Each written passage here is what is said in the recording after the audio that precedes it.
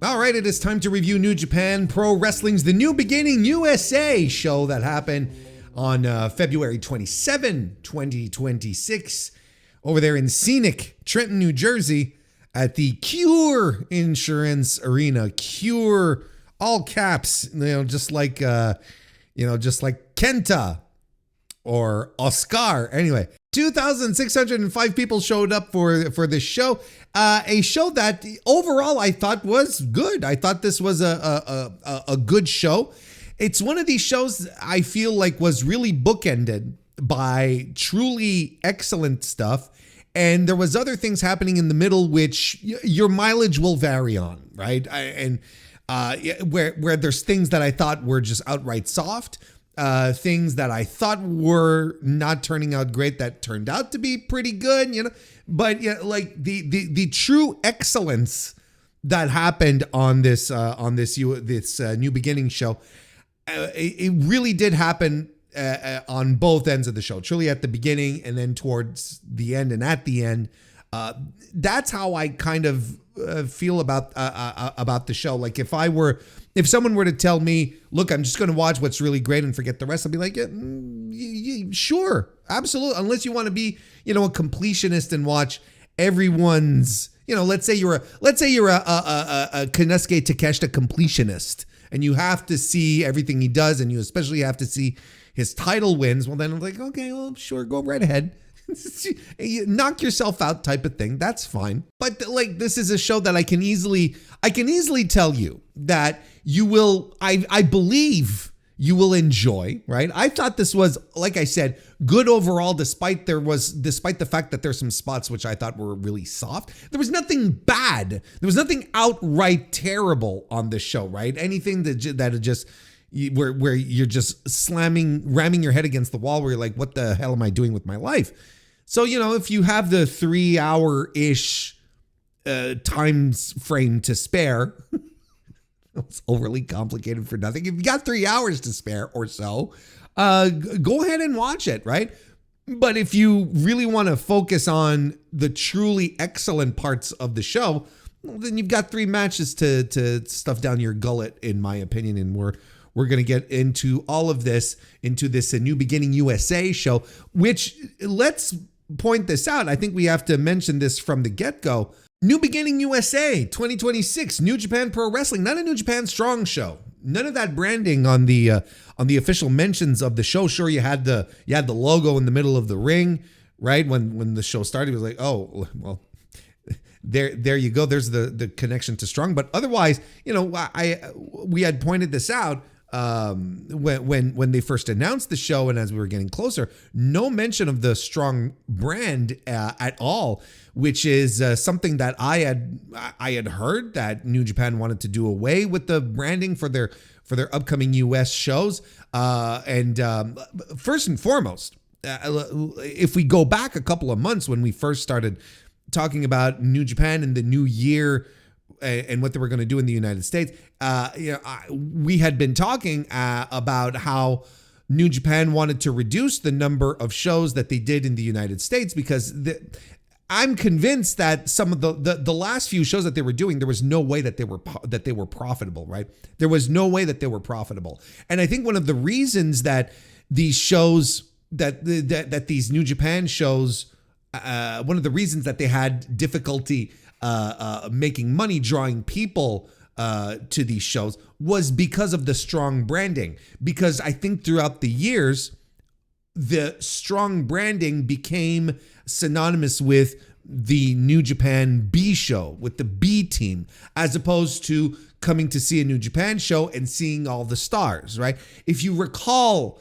years ago, before they started branding the shows as Strong shows, you could anticipate to see Kazuchika Okada. You could be expecting to see Hiroshi Tanahashi, Will Ospreay, Tomohiro Ishii. You'd get all the people that you love to see with your New Japan World subscription. Those are the stars who would show up. But then you'd flip this around, and then you'd get, with the Strong branding, and then it's like, well, who are we getting? Well, we're getting Fred Rosser. We're getting, and, filthy Tom Lawler. We're getting the West Coast Wrecking Crew. No disrespect to any of those gentlemen, of course, but it's not exactly who you're. The DKC. It's like, again, no disrespect. It's just these are not the people these are not the people that are making you tune in and watch New Japan in the first place. These are the American guys. These are, the American guys who end up on these shows and who are in, mid-card spots, So to a degree, everyone sort of shrugs and goes, well, why am I going to a New Japan Strong show when I'm not even sure the stars are going to show up? And then when they finally do release the card, and none of the really, and it's not a card that is filled with the stars of New Japan Pro Wrestling. I mean, you're like, well, what is this? What am I coming to watch? So I think that ultimately the Strong branding ended up being synonymous with, the B team, call it what you want, the developmental, the side brand, however you want to call it. That's how it became in the perception that's what it became in the perception of fans, is what I'm trying to say. And people just stopped buying tickets. Now they turn around here and and this is 100% branded as a New Japan, an NJPW show, and they're bringing in the big guns, right? They're bringing in the big guys. They're bringing in the champion, right? We're not pretending here. We're bringing in Yota Tsuji to this card here. We're bringing in El Desperado, who's a fan favorite. You got Oleg Boltin coming across for his first match ever in the United States. So, you got the Knockout Bros who are hot at the moment. So we're not just like filling this show up with secondary with secondary talent or the Strong brand people. We're really going in with the stars of New Japan, the people who are who you want to see. Now, on the flip side, if you wanted to call this a co-branded show with AEW, I wouldn't have an issue with that, right? Because look, you've got Konosuke Takeshita, who of course has the double contract situation, but you've got Ricochet, who's on the show, right? You've got the Gates of Agony, who are wrestling in the tag team match. You've got Athena, who's there as well. You've got Andrade, and again, Andrade is a guy who has a bit of a wibbly wobbly situation. So again, if you wanted to say, well, Warren, he is a New Japan guy, and I agree. That's fine, but he's also an AEW guy. So at the very least, he's got a very strong association with AEW. I think that's fair. That's a fair way of putting it. Whichever way you slice it, you end up with a show that has a lot of faces that are very much associated with All Elite Wrestling. And again, I don't necessarily have a problem with that, especially if it creates situations that you might not get to see regularly in New Japan or in AEW, right? But this also adds to my argument that I've been doing for the past couple of years, that the Forbidden Door, is not as special as it was, in the past, because we have these shows with the crossover between both promotions fairly regularly now. So what is the purpose of Forbidden Door? But that's a whole other discussion for a whole other time. I don't want to go down that hole today. We want to talk about this specific show here. So if you look at this show and you say to yourself, well, this is all just you look at this show and it's like, well, it's a good balance between the two. If you were looking for more New Japan matches, if you were hankering for more matches like Oleg Boltin versus Tomohiro Ishii, right? Which is straight up two New Japan guys. Well, again, Tomohiro Ishii has an association with AEW, but I think in this circumstance, people will associate Tomohiro Ishii more to New Japan than they do AEW for multiple reasons, if only because his career has spanned New Japan forever, right? So, I think there's that exists in that circumstance. So, if you were hankering for like a true New Japan card here, well, you probably were smacking your lips going, I'm not quite sure. Not quite sure this is what I want. But what we ended up with was, again, I thought a good little show. Not without its faults, but the stuff that was the stuff that worked here, the stuff that was good was even excellent. And I think this is how I want to approach the review. I think I want to take the stuff that I really like, the 3 matches that I really like, start with that, and then we'll just, breeze through the rest of the card, because there's a lot of stuff I don't have many thoughts on, but I think that like on the flip side, there's a little more juice on the bone, meat on the bone. I mean, if you cook the meat properly, like your meat that is on the bone could be juicy, right? But you can't just have like juice on the bone. That doesn't make any sense, because it would just drip off. It would just, nothing to catch the juice on the bone. The bone is very sleek. It's round, just slides off. So it was, it's not a good analogy. Like maybe sometimes, I can mess up on an analogy and be like, this also works, but this doesn't work. You can't have juice on the bone. So, so there's more meat on the bone to as far as discussion and talking points with these with the 3 matches that I really liked, as opposed to the rest, which I feel we might breeze through them a little faster. So why don't we go right ahead, go to the top of the card, and start right there with the IWGP Global Heavyweight title, successfully defended by Yota Tsuji against Andrade El Idolo. This was excellent. This was such a good main event. It was just incredible stuff from both guys. Well put together, strong, great exchanges, terrific energy from both that really built to a really, really fun climax. At the start of the match, I was sort of wondering, I was curious because, I was sort of thinking, like Tsuji might actually be losing the title here, because it was getting a lot of offense in.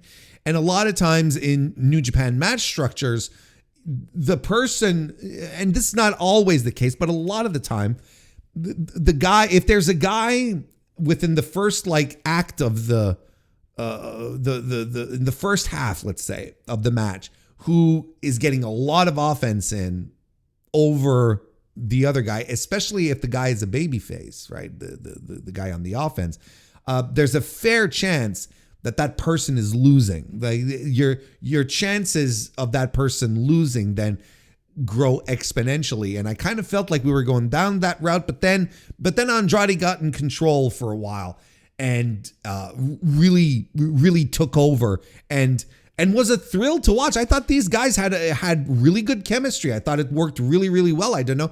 I don't know if it's maybe the little lucha inspiration here. Of course, Yota Tsuji having done his excursion in CMLL and had, still exhibits some of that style in what he does. I feel he even brings it out a little more once he's in North America. When he comes into North America, then he sort of breaks out some of the old lucha stuff that he knows that he doesn't really bring out when he's in Japan. So he did it again on this show here with that Guerrero special that he did. Again, is something that that is not typically part of the Yota Tsuji Japanese arsenal, but you got to appreciate the effort that was put in here and the moves that they were landing on each other. They were doing destroyers and the hammerlock DDTs and that double underhook flipping pile driver that Andrade did. And I was like, holy smokes, what the hell was that? Like, that's something I haven't seen that very often, and that ruled.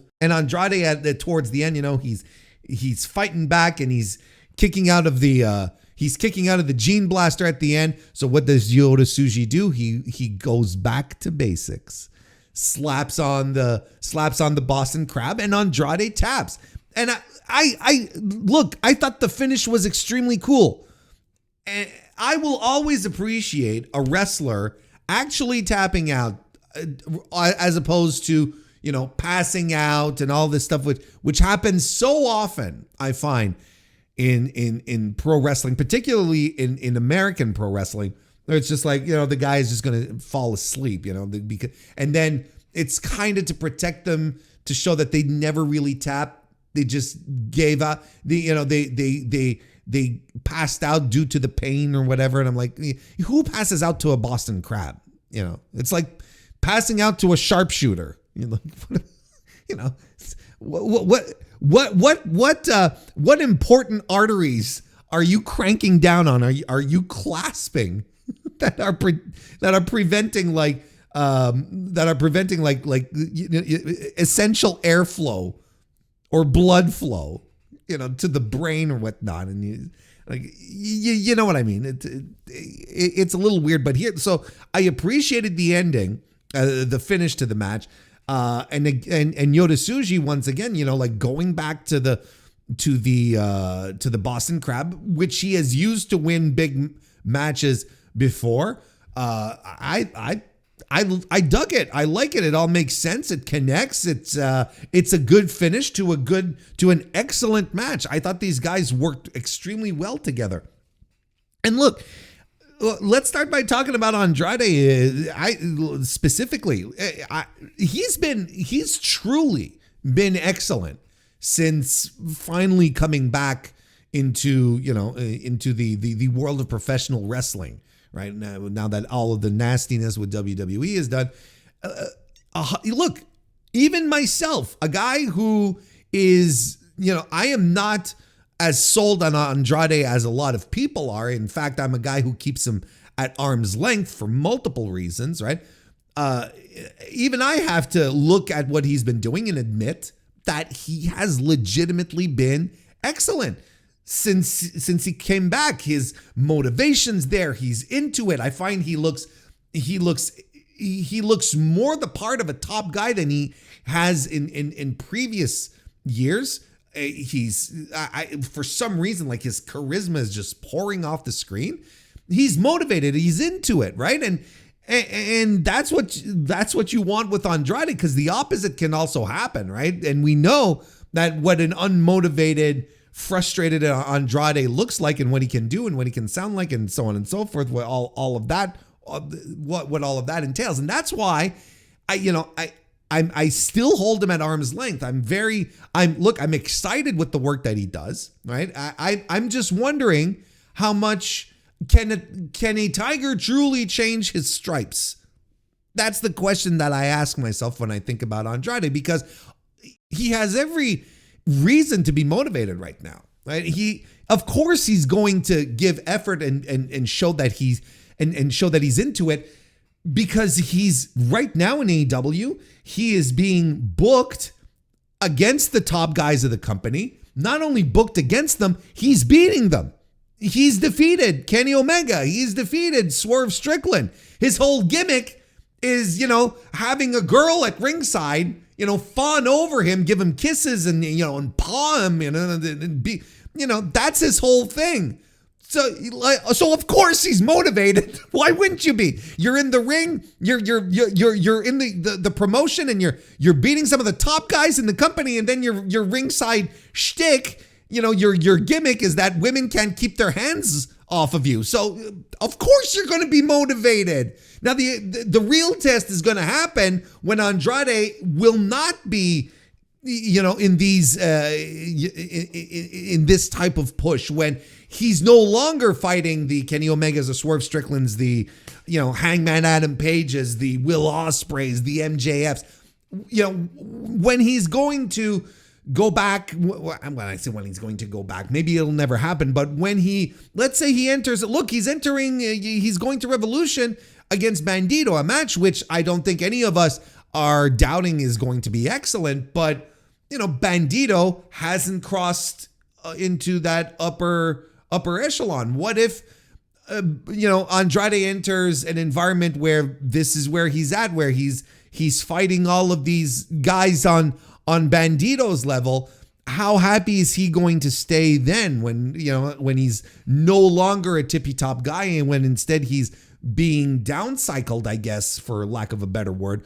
What happens to him when he did that, when that happens? Because again, like, this is a guy who can't leave a promotion without who can't leave a promotion on good terms. That's just the history of Andrade. Apparently, he did leave AEW on good terms because he was welcomed back the minute that he was fired or released from WWE. He was welcomed back with open arms, like he's being pushed. So clearly, there's no real bad blood. But so the question that I have, and he left WWE on bad terms. So the question that I have is, is this truly a new Andrade, or are we going to fall back eventually into the Andrade that we've seen multiple times in the past, with the vague posting on Twitter and the frustrations and whatnot, when things don't exactly go his way? Because he has a very set vision of himself, which is fine. Don't get me wrong. I think it's important to have a vision of yourself that you can push forward, and that you want to convey, right? That's essential, especially in a business like pro wrestling. I think it's absolutely crucial. But he does have a set vision for as himself as a top guy ultimately, right? As a tippy top guy. What happens if he doesn't reach that level? What happens if he doesn't hit those highs? And that's going to be the ultimate test. And maybe he does hit those highs and we never have this conversation ever again. Maybe he does. Maybe this is the run that unlocks Andrade as a true top guy in pro wrestling. But then again, I don't know. But if he keeps wrestling like he's been doing, and at the New Beginning in USA show, I mean, all of his chances are on his side. But ultimately, the question I was asking is, can he change his stripes?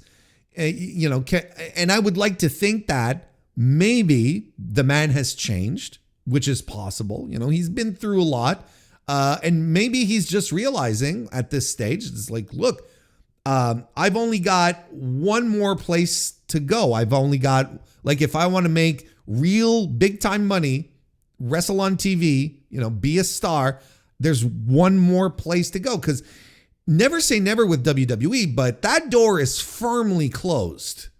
Like, Andrade can't suddenly go on a spree by the end of the year to try and get himself to be rehired in World Wrestling Entertainment. That's just not going to work. So maybe this is a guy who also realizes that, hey, you know what? I can't spread myself too thin here.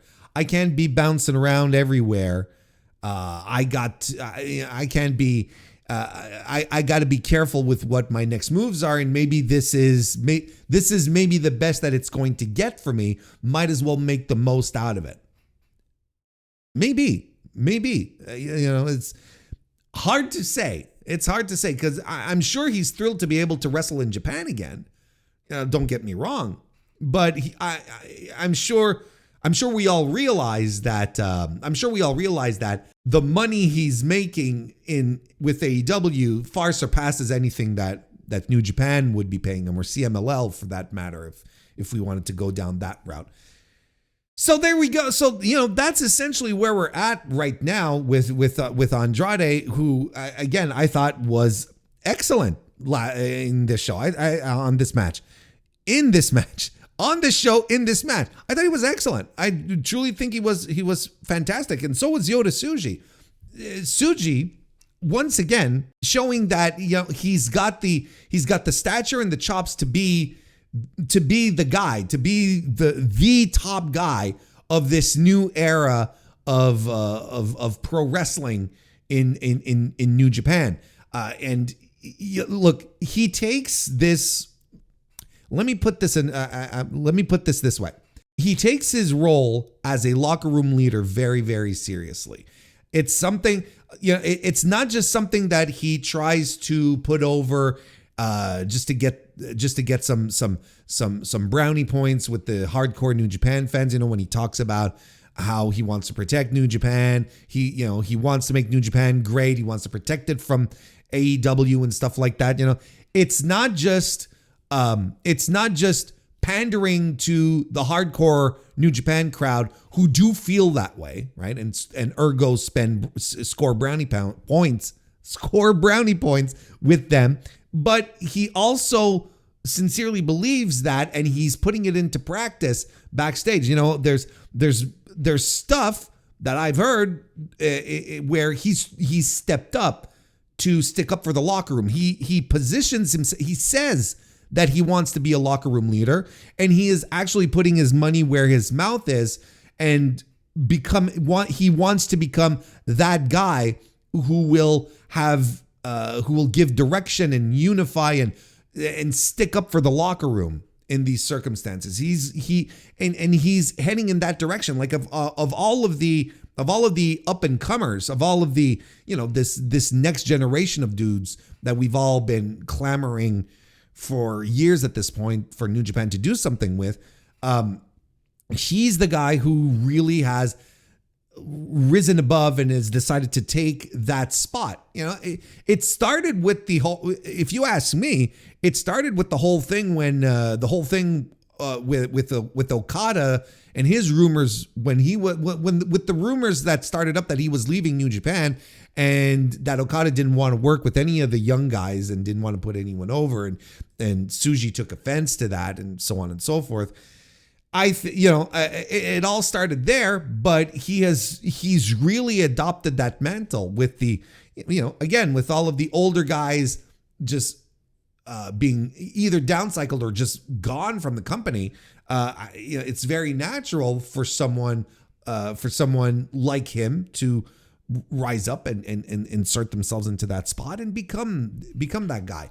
And I think the confidence that he's been showing for the past year or so is really coming across. I've noted multiple times that there's something in his wrestling style that's changed.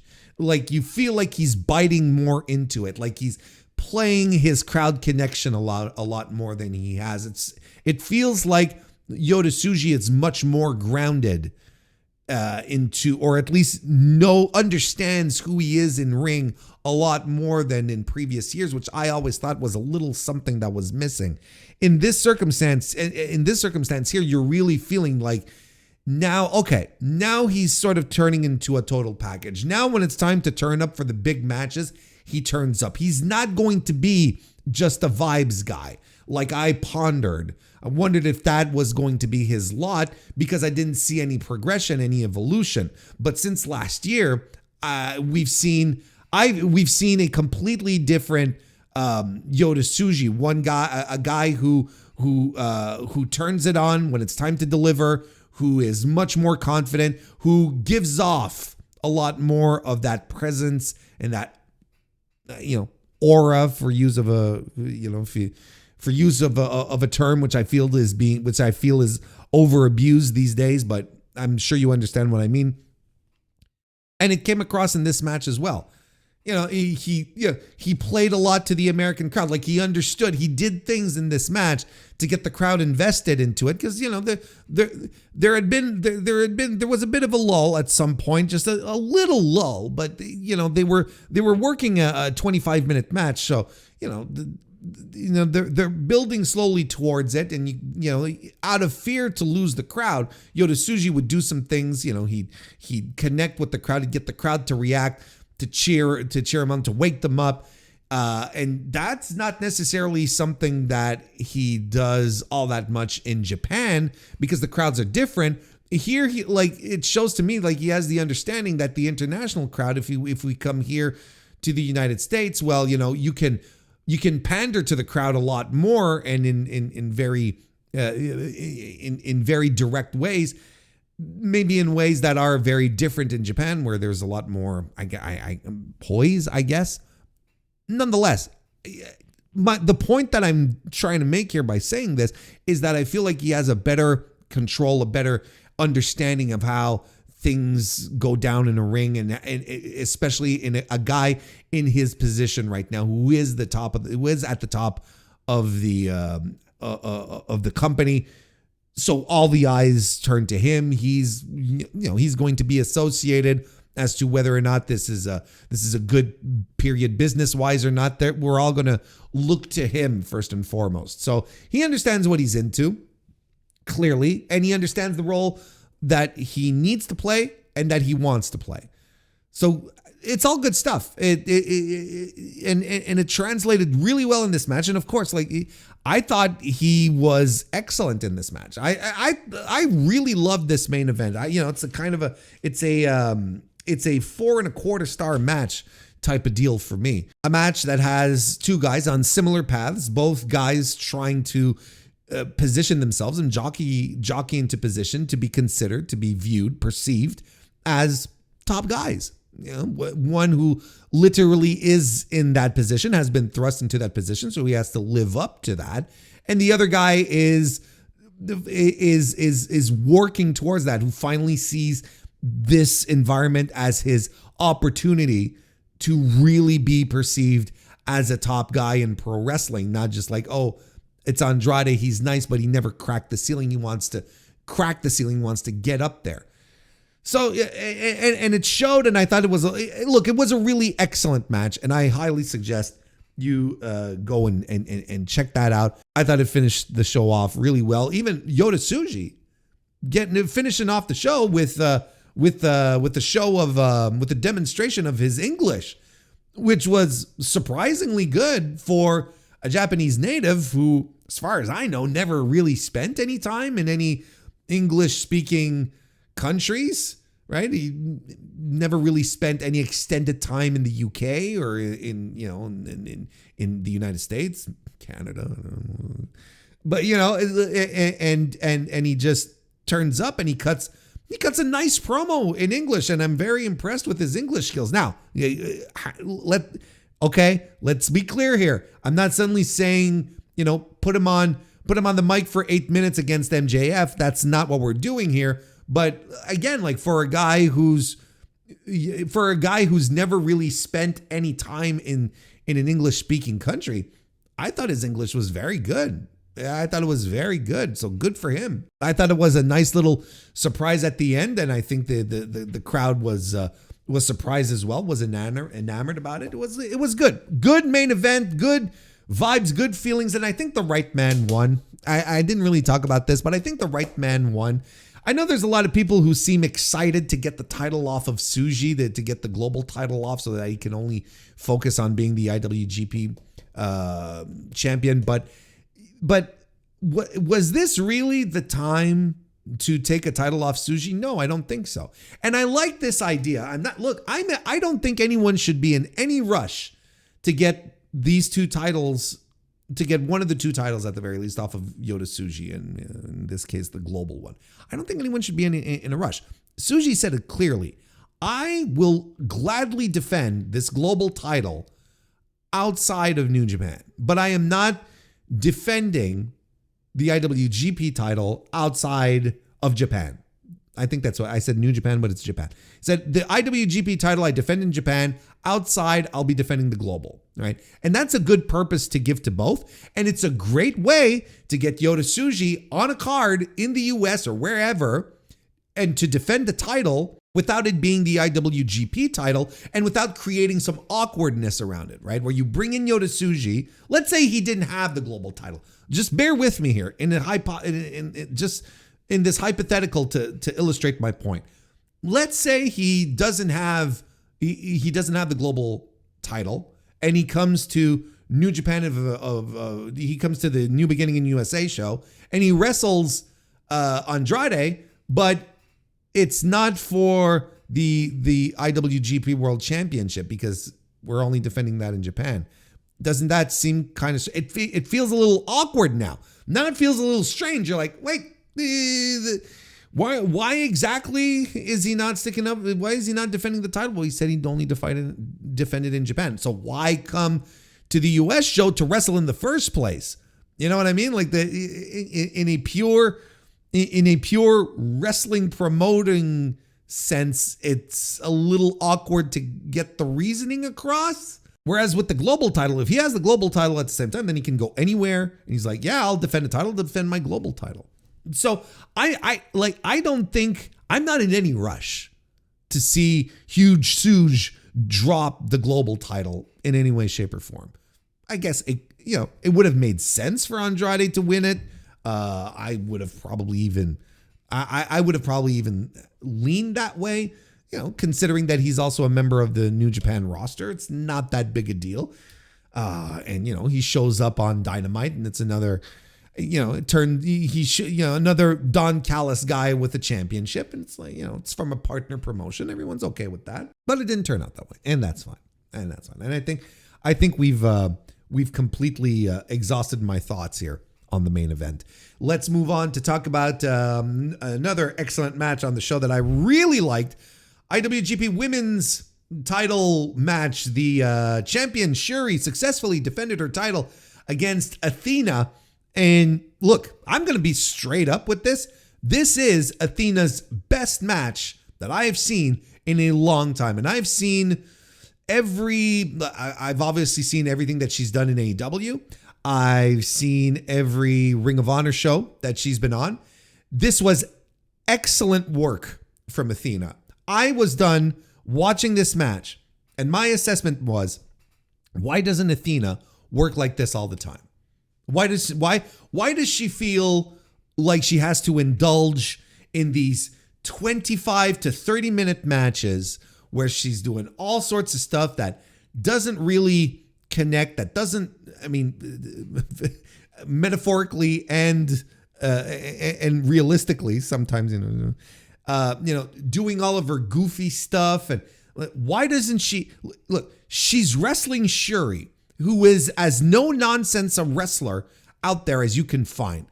Shuri gets in there. She wrestles a very deliberate style, very particular. She will pick you apart. She will kick the piss out of you. She's a wrestler's wrestler, right? This is someone who had excellent matches with Sari, which is another like a high tier, high quality pro wrestler that you're like, get ready to do something that feels real and looks real. So when they start wrestling Shuri and Athena, when they start the match and Shuri is doing the grappling, right? She's breaking her down, she's twisting her up, and Athena's responding really well. Like she's got snap to what she's doing.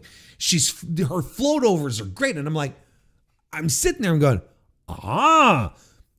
Shuri is bringing out something in Athena that we're not used to see. And this fucking rules, right? You keep hearing over and over that, Athena loves wrestling in Japan. She loves the Joshi style, and how much she respects it and whatnot.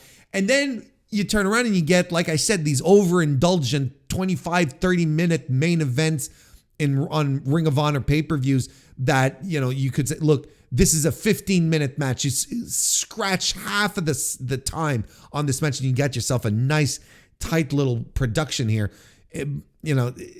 Like sometimes I find she has very bad instincts. But in this circumstance here, and again, like, I don't know exactly how they went over the match, how they decided to do this, but she was absolutely phenomenal. I thought Athena in this match was exactly what Athena should be, with minimal dumb stuff and her talking too much and doing all of her goofy shtick. Like if I do have a major criticism of this match is Athena, and I've criticized this before about Athena, her fucking, kick out faces, right? When she pins a wrestler and they kick out and then she does the NXT face. You know what I'm talking about. She does it so often and she does it at every pin. And I'm like, brother, or in this case, sister, that sounds a little weirder for some reason. You can't be shocked for 15 seconds at every fucking pinfall that Shuri kicks out. You can't. That doesn't work. And there's instances where there's these sequences at some point. There's these sequences in this match, particularly one where she's caught up in an armbar, right? And she's power bombing Shuri over and over and over again to try to break the move, and then she covers her. Like it's a really big sequence where Shuri has her locked. She has her locked up, and Athena's struggling to get out. So she does the 3 power bombs, and she covers Shuri, and Shuri kicks out, and then she does one of these to the camera, to the audience, and I'm like, no, stay on her. What are you doing? Instead of like. You were actually building momentum here. I was like, the audience could feel it. Everyone could feel it. And what you decide to do after the pinfall is slap your cheeks and go, and then count and then do this with your fingers. 1, 2, 3, and then look at the ref and you're like, could you imagine fucking Harley Race doing that? It doesn't make sense. Stay on her then. She kicked out of the 3 power bombs. She's got to be exhausted. Do some other cool shit. Continue building this moment. That's my main criticism of this match. It's just, I wish Athena could tone that down. But like, if anything, it's a quibble. Maybe a bigger quibble than my usual quibbles. It may be bigger, but like. Because it irks me so much. It just gets to me so much. I wish he didn't do that. But like for the rest, for everything that happened in this match, she was so good. And she showed how talented and skillful she is. How, I look, I don't know if it's her, if it's wrestling the Joshi girls that brings this out of her, but she was so incredibly tight and snappy and smooth and just focused on grappling and hurting and moves, and she was great.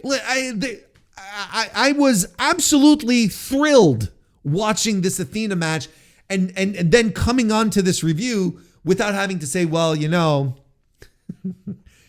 here she goes again type of thing. And this is her pattern. Like, if anyone is listening to this who can send this over to Athena, like this is what she should be doing moving forward. And I don't believe that the American crowd would not get behind this. Let's not forget, because I'm trying to say too many things at once. I don't think it's a problem for the American audience to get behind this. Sometimes I feel like she feels she has to revert to doing more sports entertaining stuff because it's American pro wrestling audiences, and she's afraid if she doesn't do it, she's not going to get herself over. But not only do I think that this match here and the reactions that she was getting from the audience is proof of the opposite, but we can also go back to how Athena's massively successful Ring of Honor run started when she stiffed the fuck out of Jody Threat. She wasn't clowning around. She wasn't doing goofy shit. She was just coming in there to beat the shit out of this woman. And she did. And that's what got Athena over. Of course, it created the side discussion of, she's unsafe. But you'll notice no one ever talks about that now. That discussion's been forgotten because no one gives because it was a bubble thing, something to look for criticism about, instead of looking at what was happening. It's like, no, this is actually really cool and good for Athena. It got her over. You can argue that the 1,000+ forever champ reign, 1,000+ day forever champ reign thing is the thing that's getting her over. But no, I think even at this point, it's kind of a detriment to her. I think matches like this is what gets her over. I think if we saw more of this Athena, she would get herself over big time. And again, look, Maybe it's a question of partner, right? Maybe it's your dance partner. Look, we know this kind of stuff happens in pro wrestling. Sometimes it just depends on your dance partner, whether something is great or whether something sucks. That is something that can happen, right? And Shuri is excellent. She is one of the most consistently excellent professional wrestlers in Japan, dare I say on the planet. She's every time. So if wrestling with Shuri brought this out of her, then maybe hang on to that. Maybe not just discard it and say, oh, this is a one and done thing. There's something there. And I want to believe that Athena is great. I want to. And I think when you see matches like this, you're like, she has the stuff. But 30-minute matches against, or 25, 30-minute matches, I don't remember exactly how long, against Persephone, where for practically half of the match, you're like, man, is this thing over yet? Like, that's not the way to go. That's not how she defines herself as an exciting wrestler. It's not going 25 minutes with Billy Starks either. Like, is she hungry to wrestle like the top women in the world right now, as opposed to just the developmental people in Ring of Honor? I would probably say she is. She has a long career. She's had a long career at this point. She's like, why? If she is in a position where she's like, look, I'm done wrestling the developmental people, then start wrestling. Stop relying on the goofy stuff and do what clearly you are able to do on a very high level. I'm extremely thrilled about this match. I didn't know exactly what to expect. I was like, how much shtick are we going to get out of Athena here? And we didn't get any outside of the fucking goofy faces, but the kick out faces where I'm like, no, this is too much. It was a tight, hard hitting, convincing professional wrestling match that had minimal theatrics and everyone benefited. It made the match really good. It did, no gobbledygook that ended up hurting the flow of the match. Best Athena match in a long.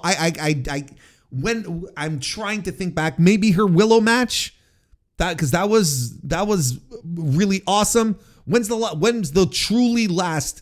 I'm sure I'm forgetting one, but the last truly great Athena match, and it's not some of her recent offerings off of the Ring of Honor pay-per-views. They have not. Might be going on to 2 years at this point, maybe 18 months. I'd have to. Well, why don't I take a look? Look, I can pull up her recent history here. Yeah, look, I pulled up her stuff here. Look, like I said, it's not the Persephone match, right? It's not the Persephone match. I didn't see her. It wasn't the Mina Shirakawa match either. It wasn't the Thunder Rosa match either from Supercard of Honor 2025. There's an Athena Alex Windsor match from Australia that last year that I don't remember. I don't recall. Maybe I didn't. There's a fair chance I didn't see it. It's not the Billy Starks match from Final Battle. Look, we're going back. It's not Red Velvet at Battle of the Belts 10 in 2024. We're going back a while, folks, before we truly had a great one. Before we really, really had a great one. I know a lot of people like the Hikaru Shida match. I thought it was really good. Was it great? We're going back a while here. Look, I'm not going to go through the entire catalog here, but the point is that it's been a real long time since Athena has had a significantly great match. Like a truly great match in this circumstance. And I might be, I've been focusing a lot on the Ring of Honor matches, but let's say we talk about the stuff that she did with in AEW. Oh, she did have that really great match against Mercedes Moné in the Owen Cup last year. last year. That's one that just slipped my mind, but I agree. Like that one was truly excellent. Tony Storm at the United Forbidden Door was fine. It was good, but it's just that's about it. There was nothing to write home about. So yeah, it's like that's how I've been. So that's how long I think it's been since the last time she had a truly excellent match. And again, she's wrestling Mercedes Moné. Again, another high tier, all-time great pro wrestler, along the same vibes as Shuri. Maybe wrestling these high-level wrestlers brings the best out of her, which is fine. But you got to be able to hang on to something and apply it to your own craft, right? Anyway, look, I think I've talked enough about it. And one last thing, I think Shuri wants to work as many American dates as possible. They wanted AEW and Shuri wanted to have a little tete-a-tete last year. We were angling to have some Shuri in AEW, but unfortunately she got injured, so that derailed some plans. But I think Shuri kind of realizes, she's getting up there in age. Like she's not far cry from being washed, but she's pushing 40 more than the opposite. I think she sees how the tides are turning in Stardom as well, which is focusing on the younger acts. She might be someone who's like, look, if I'm about to transition into another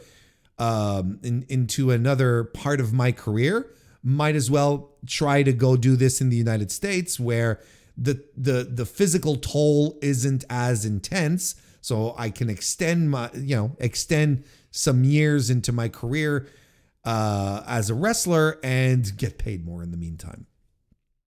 I wouldn't be surprised if we see more and more Shuri showing up on American television. And the other excellent match that I want to talk about is the New Japan Strong Openweight Championship, where Boltin Oleg defeated Tomohiro Ishii to become champ. His first match on U.S. soil, becomes a champion, wins the belt that everyone sort of shrugs at. It's like, oh, it's the open weight title. Who cares, right? But this match ruled. Like this is what I said. This is what I was talking about earlier earlier in the review, when I was saying, if you're looking to these shows to get like a New Japan experience, well, this was it here. Boltin Oleg and Tomohiro Ishii just beating each other up and dropping each other on their heads and having just an unnecessarily awesome chop exchange on top of that. I don't know what else you could have wanted out of this fight. It was excellent. It was great. And the crowd loves Ishii, right? Who is 50 years old and is still one of the greatest wrestlers out there. Like without even question. It's not even, there's no sign of this guy slowing down. There's no sign of this guy going, well, it's time to downcycle him, right? Where other contemporaries of his were much more broken down than him. This guy has been such a stalwart fucking worker, excellent at everything he's ever done for the vast majority of his career. He's 50 years old and he is still going as hard. Absolutely remarkable stuff. Boltin Oleg is so okay. So the audience, yeah, this is the point I was making. Sorry about that. So Ishii comes in and the audience loves him because it's Tomohiro Ishii, and Boltin Oleg essentially won this crowd over by the end, because they were like, oh yes, yeah, the guy with the big furry hat, yay, type of thing. Everyone's we like him, but we don't like him.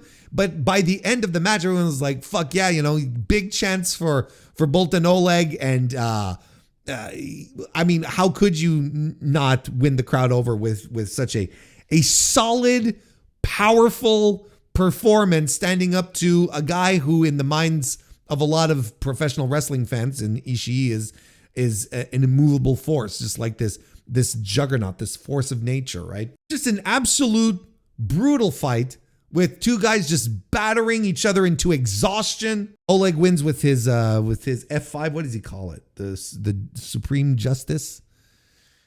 What does he call it? He calls it it's the victory, victory justice. It's an F5, right? Wins with he doesn't win with the F5. He wins with this kamikaze deal, but he did the FI as the F. He did the F5. Christ, he did the F5 as a setup to the kamikaze, and no, it was just fantastic. It was an absolutely great match to kick. I don't have many more notes than that, other than I myself catch myself sometimes when I'm talking about the young guys and the new guys coming up in New Japan and whatnot. And oftentimes I will leave Bolt and Oleg out of the conversation because I just don't think about him because he's not positioned that way. He's not positioned as a guy that you really should see as being an integral part of the future of the company. But, then he gets into the ring and like, this was right up his alley. This is his specialty. And he just tears the house down. And you're like, no, I feel bad to oftentimes, most of the time, leave him out of the conversation when we're talking about guys who could step up and be meaningful for the company. I think they still have something there with Bolt and Oleg. As a top guy, I don't think so. Maybe not as a tippy top guy in the company, because I think he lacks in a couple of areas. I don't think his crowd connection is particularly strong, and I think charisma is not his forte. Let's put it that way. But he does a lot of his talking when it comes to beating the piss out of people as well. So, and he might grow into something, right? It's all a question of confidence. You always feel like Oleg is. You always feel like he's in learning mode. You never feel like he's really authoritative in what he's doing. I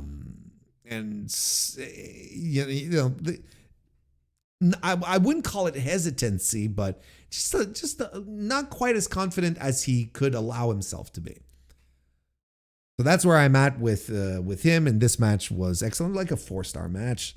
Just great stuff. And why don't we then blow through the rest of the card again? The rest I don't necessarily have. A couple of exceptions aside, I don't have much to add.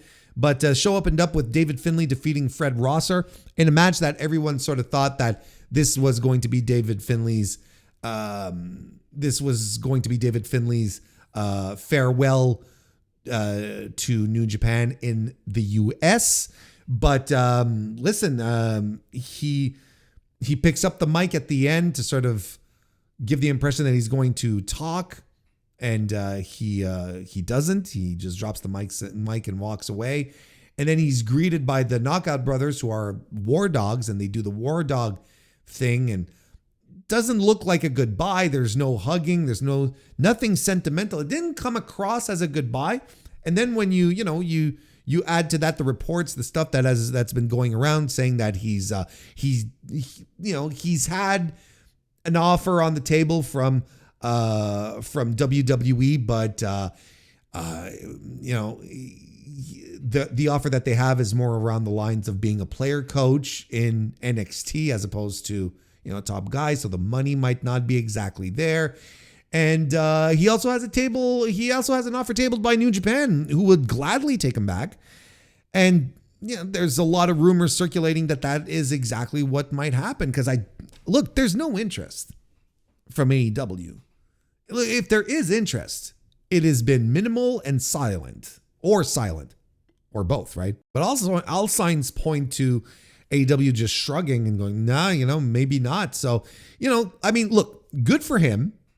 He went out there and tested free agency, and the market for him right now is not excited. And he just might end up going back to New Japan, and they might try something different with him.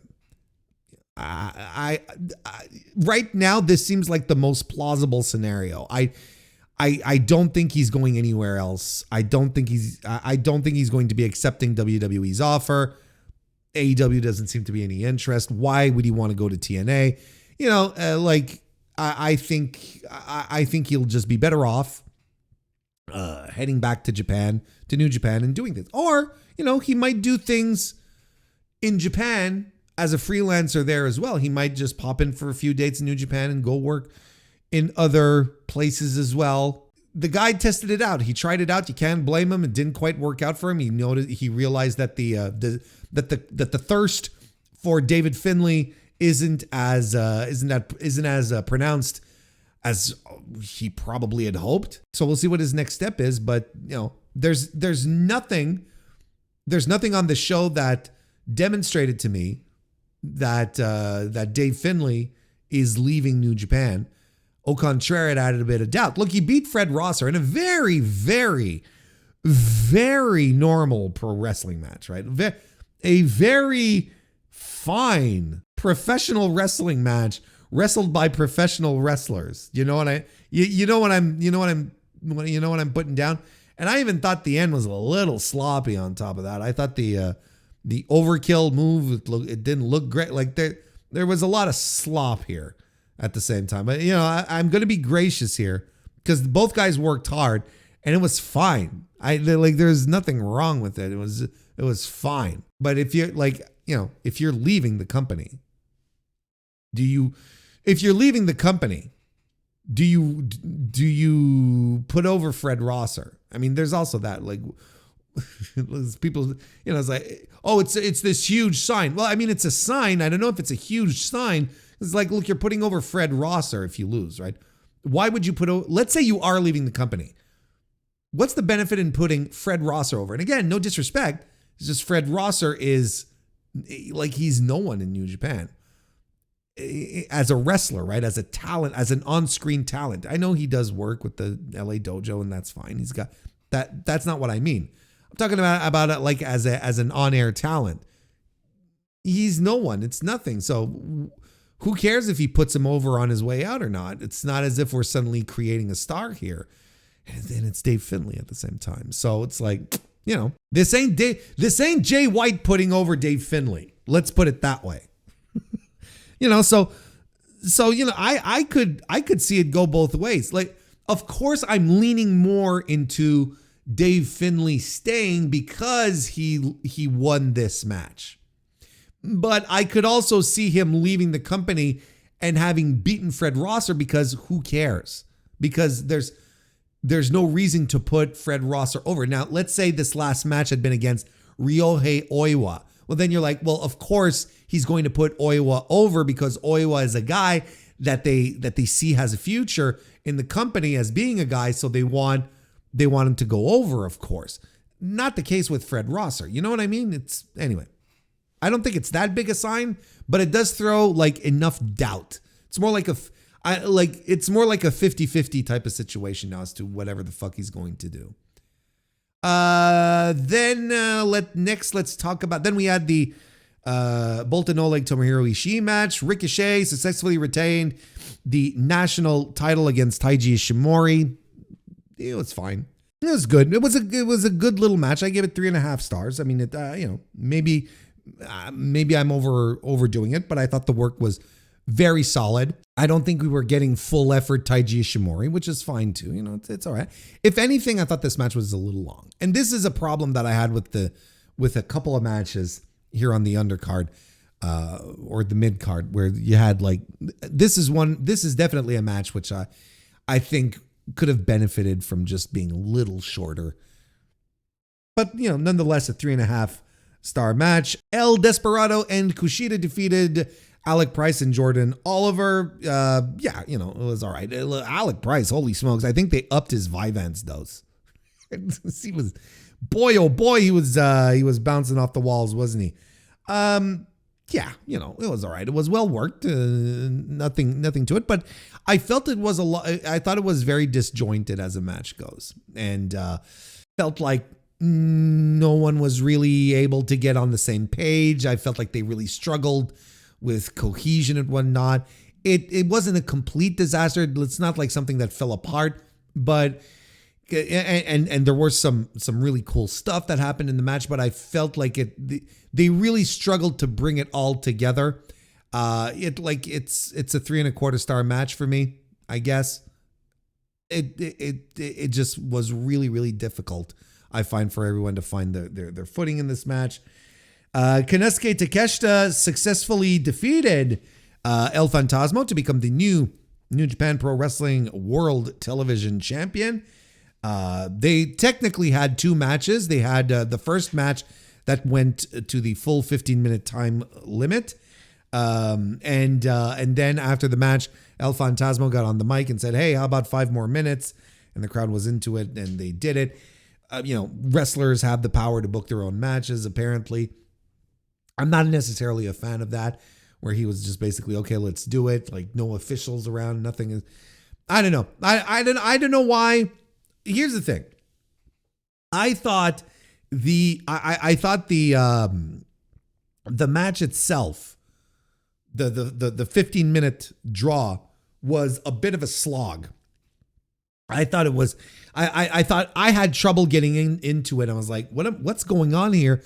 This is Konosuke Takeshita, who is one of my favorite pro wrestlers on earth right now. And I was like, he's better than this. What is going on? What's the deal?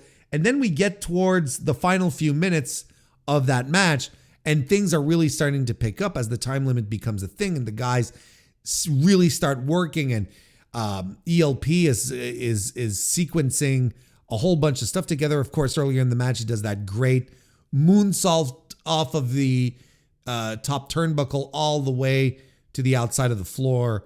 That was fantastic. Just an absolutely mind-blowing spot. But as it stands, I don't know. I don't know what to do with the entirety of the match. It's like it really did drag. And when you look at how everything was laid out, it's like, oh, it dragged because they really wanted to build the last few minutes so that people would get excited for an extra 5 minutes and then really like blow up. But then they,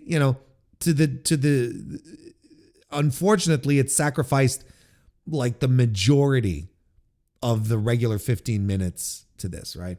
But look, it worked for the live crowd. The live crowd was into it. They were into the extra 5 minutes. They didn't want to see another time limit draw. And when they hit the time limit draw, I was like, wait, is this the story they're trying to tell with Takeshita? Is that he can't beat anyone within the time limit moving forward? Is this the thing? Is that he needs like these long extended periods to get the job done? 20 minutes is not enough type of thing. 15 minutes is not enough. But thankfully, no, that's not the story that we're telling, because that would have been a little weird. I don't know. I thought this match dragged. This is another match that, and I know it's a set amount of time, but you could have decided to just have Takeshita win without the time limit draw stuff, and it would have made for a better match overall, I think, because you would have cut out you could have done the exact same sequences. The 3 minutes or whatever that was added at the end, you could have put that in the 15-minute time limit and have a really exciting, like 4 to 5 minutes final sequence of just like great stuff. You could have had that too, and that would have elevated everything. I think the match would have been better. I don't know why we had to go to the draw. I don't know. Was this to protect ELP? Why would you want to protect ELP at this point either? I don't know. I don't know. I don't know what any of this was about. But Takeshita wins, and it's a good little title for him too. He's still under contract there, so he can pop in and do a TV defense, a TV title defense once in a while.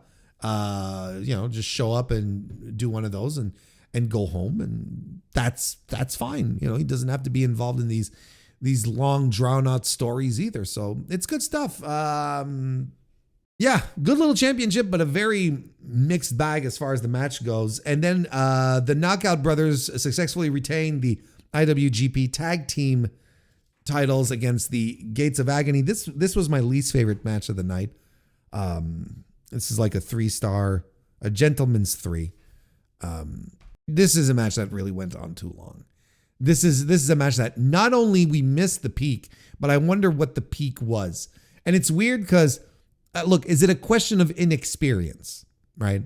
I have a tendency to chalk it up to that. Like my gut would say this is a question of just inexperience, with the Knockout Brothers.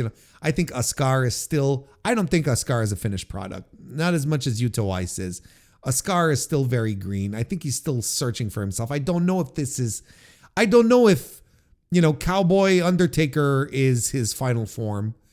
And I feel like he's still green in the ring. Whereas but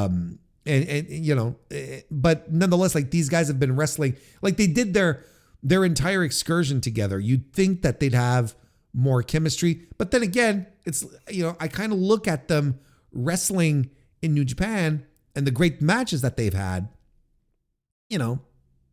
against Shota Umino and Yuya Uemura, against Taiji and Tomohiro Ishii. I'm like, these guys know how to work. This isn't the question.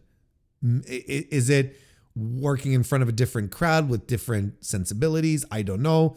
Is it working with the Gates of Agony, who, have a tendency to work a very American style of match? We saw it a few weeks ago when they were in CMLL on a Friday night, and they wrestled a very American tag style match that was very off-putting in a lucha environment. So is this the kind of thing here too? I don't think the differences are all that.